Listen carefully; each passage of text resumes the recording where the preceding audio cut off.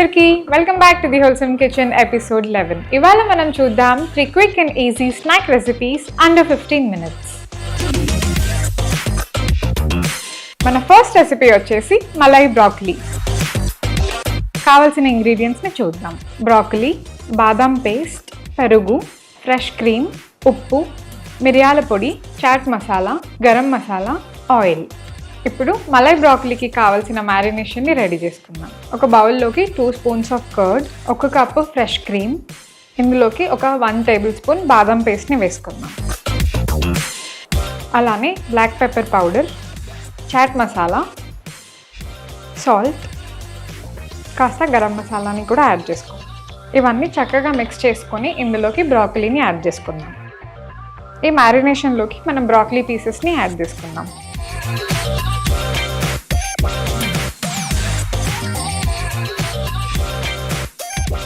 ఈ మ్యారినేషన్లోకి broccoli add చేశాక ఒక 20 minutes పాటుగా పక్కన పెట్టేసుకుందాం. బ్రాకలీ అయితే ప్రాపర్గా మ్యారినేట్ అయిపోయింది. ఇప్పుడు ప్యాన్లో ఫ్రై చేసేసుకుందాం. ముందుగా మనం ఇండక్షన్ మీదకి ప్యాన్ పెట్టేసుకుందాం. ప్యాన్ హీట్ అవ్వగానే కాస్త ఆయిల్ని యాడ్ చేసేసుకోండి.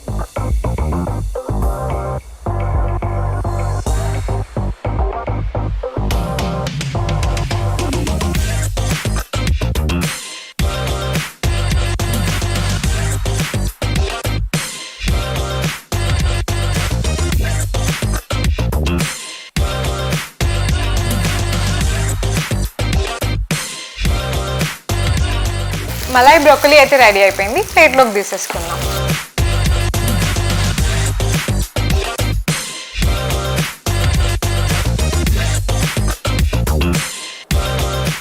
ఈ మలై బ్రోకలీ అయితే చాలా క్రీమీ అండ్ ఫ్లేవర్ఫుల్గా ఉంది. ఇది ఒక మంచి హెల్దీ స్నాక్ ఆప్షన్. మీరు ట్రై చేయండి. మన సెకండ్ రెసిపీ వచ్చేసి వెజ్ నగెట్స్.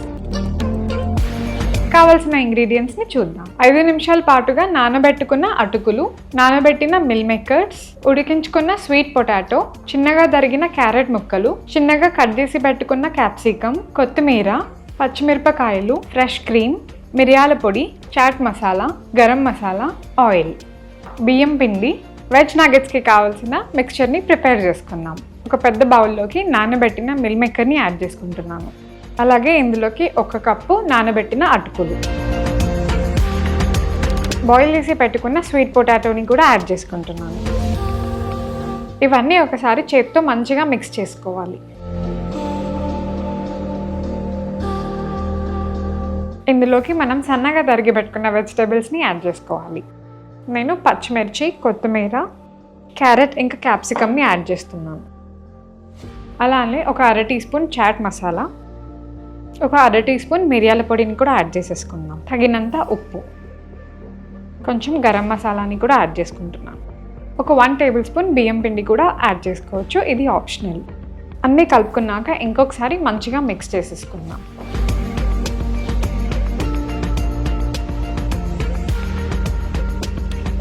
మనం కలుపుకొని పెట్టుకున్న నగెట్ మిక్స్చర్ని చిన్న చిన్న నగెట్స్లోకి ఫామ్ చేసుకుందాం. మనం షేప్ చేసి పెట్టుకున్న కట్లెట్స్ని ఫ్రై చేసుకుందాం. ఇండక్షన్ మీదకి ఒక ప్యాన్ పెట్టేసుకుంటున్నాను. ప్యాన్ హీట్ అవ్వగానే ప్యాన్లోకి కాస్త ఆయిల్ని యాడ్ చేసుకుందాం. కట్లెట్ పీసెస్ని ప్యాన్లోకి పెట్టేసుకుంటున్నాను.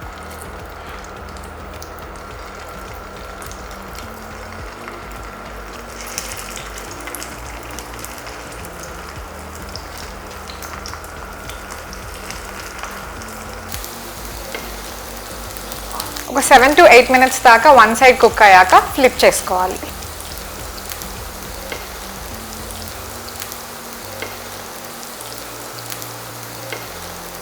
మన వెజ్ కట్లెట్స్ అయితే రెడీ అయిపోయాయి. ప్లేట్లోకి తీసేసుకుందాం.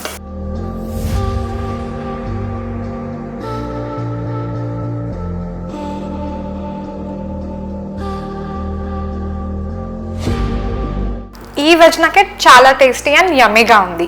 ఇందులో ఐరన్ కంటెంట్ కూడా చాలా ఎక్కువ. పిల్లలకి కూడా ఇది ఒక హెల్దీ స్నాక్ ఆప్షన్. మన థర్డ్ రెసిపీ వచ్చేసి రీసెంట్గా వైరల్ అవుతున్న బన్ దోసా. బన్ దోసాకి కావాల్సిన ఇంగ్రీడియంట్స్ ఇంకా ప్రొసీజర్ని చూసేద్దాం. ఓట్స్ పౌడర్, రవ్వ, 1 కప్పు పెరుగు, సన్నగా తరిగిన ఉల్లిపాయ, చిన్నగా తరిగిన క్యారెట్ ముక్కలు, కొత్తిమీర, పచ్చిమిరపకాయలు, జీలకర్ర, ఆవాలు, ఉప్పు, బేకింగ్ సోడా, ఆయిల్. బన్ దోశకి కావాల్సిన ఇంగ్రీడియంట్స్ని యాడ్ చేసుకొని బ్యాటర్ని ప్రిపేర్ చేసుకుందాం. ఇప్పుడు మనం బౌల్లోకి 1 కప్పు రవ్వ, 1 కప్ ఓట్స్ పౌడర్, 1 కప్ పెరుగుని యాడ్ చేసుకుందాం. ఇందులోకి కాస్త బేకింగ్ సోడాని కూడా వేసుకోవాలి. అలానే కాస్త వాటర్ని యాడ్ చేసేసుకుందాం.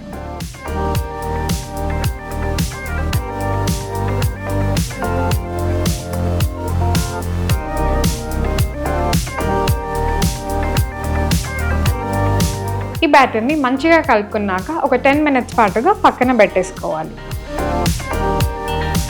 పాన్ హీట్ అవ్వగానే పాన్లోకి కాస్త ఆయిల్ని యాడ్ చేసుకుందాం.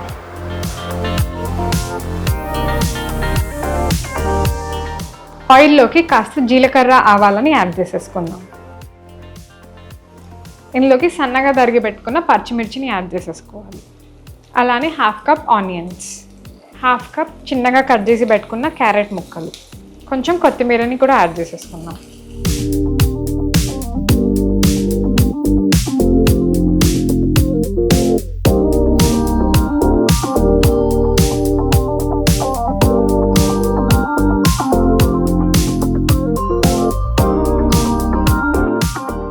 ఇప్పుడు ఈ 4-in-1 ప్యాన్లో నేను ఈ బ్యాటర్ని వేసేసుకుంటున్నాను.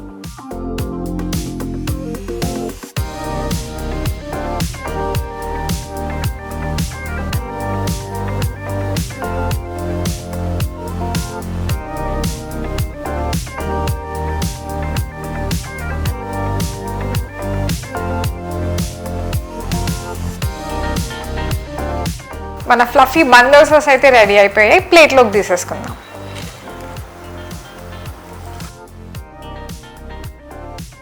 ఈ బన్ దోస అయితే బయట నుంచి క్రిస్పీగా, లోపల నుంచి సాఫ్ట్గా, తినడానికి చాలా టేస్టీగా ఉంది. మీరు ట్రై చేయండి.